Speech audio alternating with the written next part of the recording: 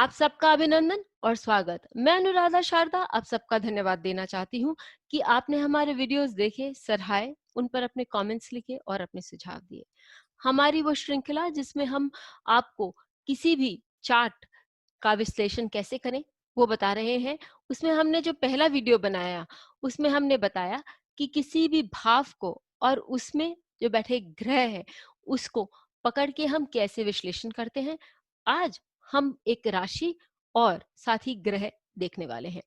हम वही चार्ट्स लेंगे जो हमने पहले वाले वीडियो में लिया था ताकि हम देख सकें कि कितनी समानता है और क्या नए रंग उभर कर आ रहे हैं। तो आपने यदि पहला वीडियो नहीं देखा है तो उसे देखना न भूलें। तो हम ये देखें कि राशि से हमें क्या-क्या मालूम पड़ता है।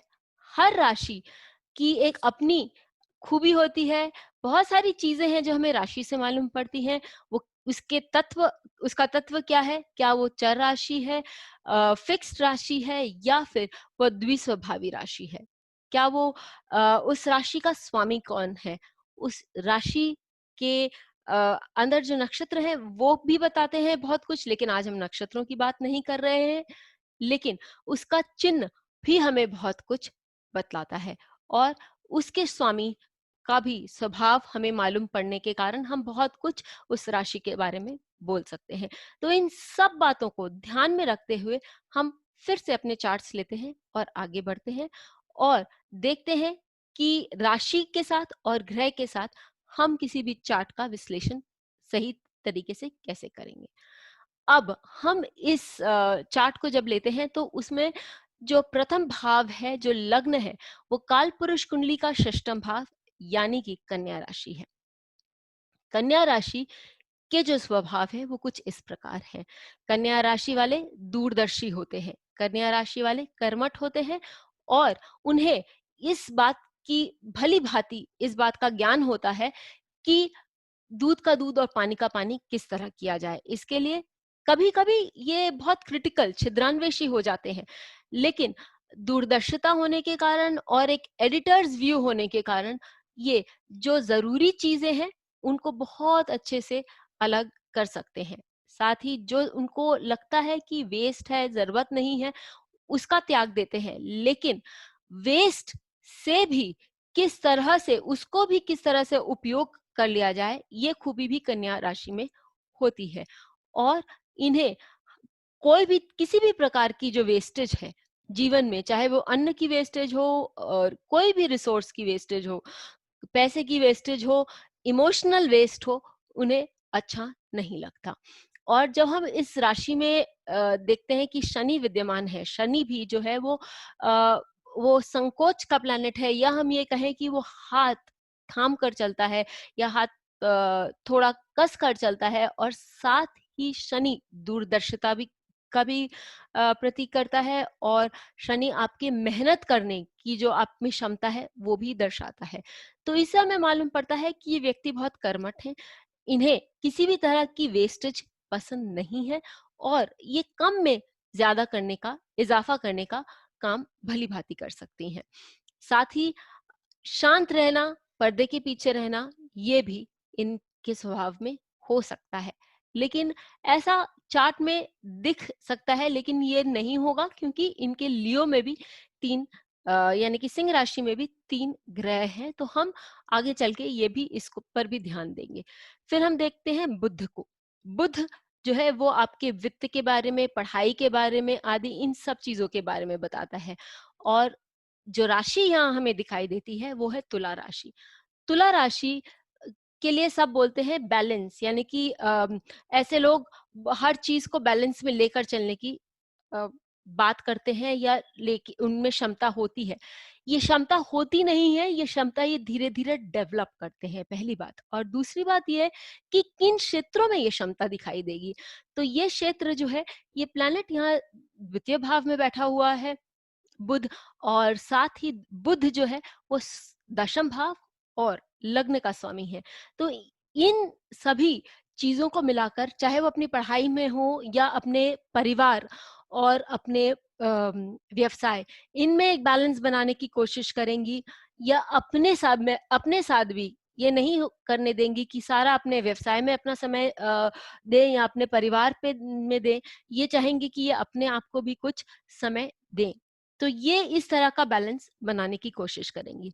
कुछ बातें जो तुला राशि की ये भी है कि तुला राशि वाले पर्सनल इंफॉर्मेशन लोगों को देना पसंद नहीं करते। कोई उन्हें उनके पर्सनल इंफॉर्मेशन के बारे में पूछे या फाइनेंस के बारे में पूछे कि भाई आपकी क्या सैलरी है, आप कहाँ से क्या कमाते हैं, तो ये बात उनको एकदम ग्राह्य नहीं होगी।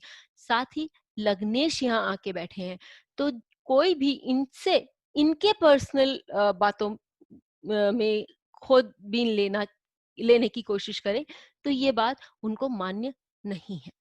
आगे हम बढ़ते हैं सूर्य की ओर। तृतीय भाव में वृश्चिक राशि में बैठा सूर्य क्या बताता है? वृश्चिक राशि किन किन भावों को दर्शाती है, किन किन बातों को दर्शाती है, ये हमें मालूम पड़ना चाहिए। वृश्चिक राशि में कंट्रोल बहुत इंपॉर्टेंट होता है। सेल्फ कंट्रोल ये लोगों को सीखने की बहुत जरूरत होती है वृश्चिक राशि वालों को। साथ ही ऐसे लोग बहुत डोमिनेटिंग भी होते हैं, कंट्रोलिंग भी हो सकते हैं, और ऐसे जो व्यक्ति वृश्चिक राशि की ये स्वभाव का ये भी स्वभाव होता है कि वो बहुत सीक्रेटिव होते हैं। वो लोगों को जल्दी से हर बात का खुलासा नहीं करते। वो तेल देखते हैं, तेल की धार देखते हैं और फिर कुछ निर्णय लेते हैं। तृतीय भाव आपके डिसीजन मेकिंग का भी भाव है, जहां आप निर्णय लें।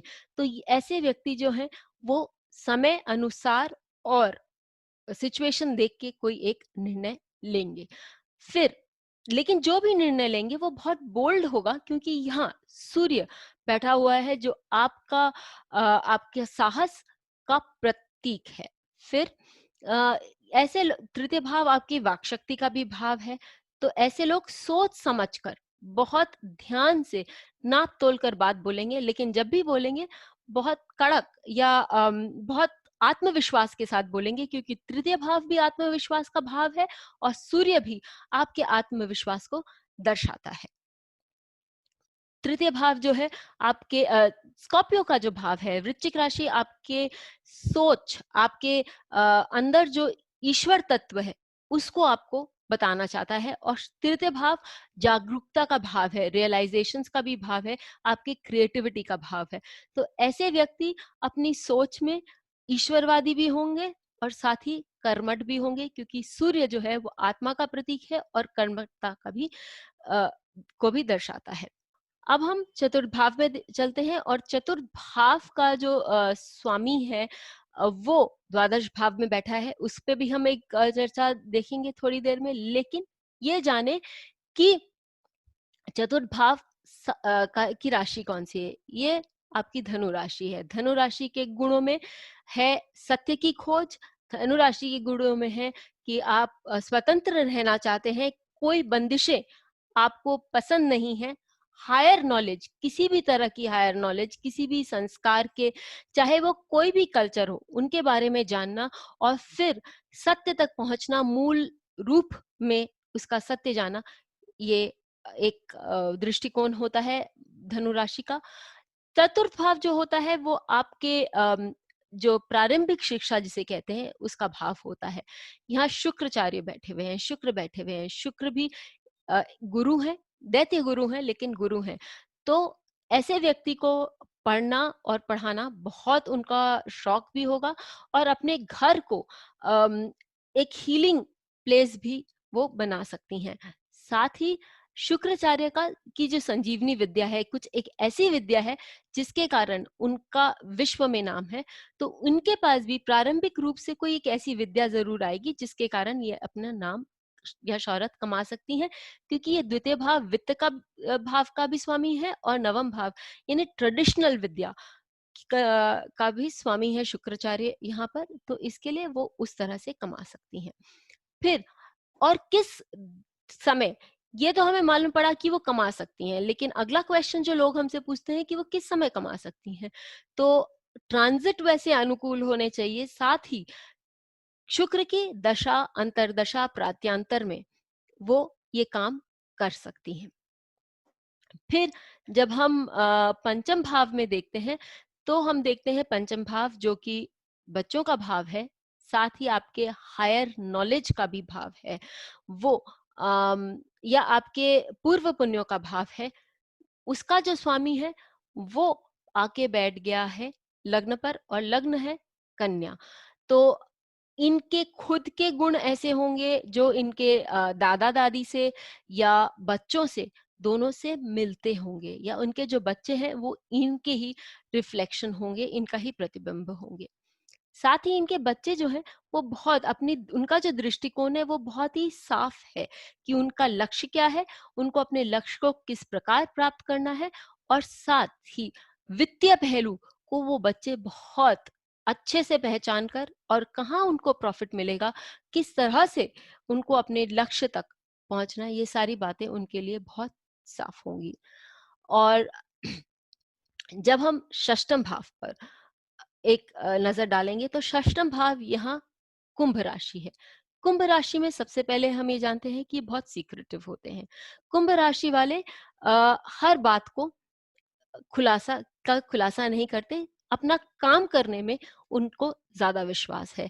कुंभ राशि वाले बड़े बड़े संगठनों के साथ जुड़ते हैं, और उससे उनका एसोसिएशन लोगों से और बढ़ता है, जिसके कारण उन्हें नाम और शोहरत मिलती है।